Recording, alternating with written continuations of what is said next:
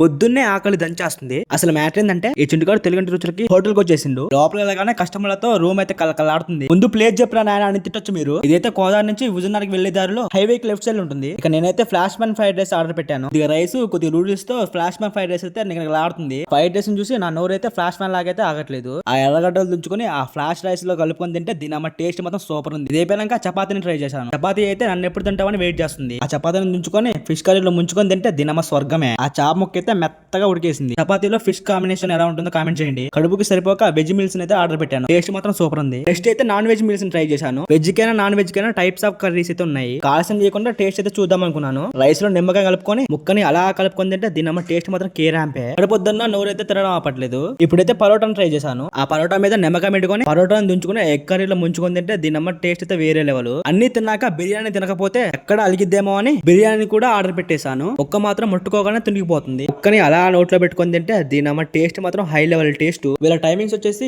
Morning 6 నుంచి night 9 PM వరకు. Veg non veg కాకుండా అక్కడైతే అతి తక్కువ ధరలో టిఫిన్స్ కూడా అవైలబుల్ ఉన్నాయి. మీరు ఎప్పుడైనా కోదాడికి వస్తే ట్రై చేయండి. మన పైసలకి వర్త్ అయ్యేలా ఫుడ్ అయితే దొరుకుతుంది. అలా చూసేళ్ళకుండా ఒక లైక్ ఒక సబ్స్క్రైబ్ అయితే చేసేయండి.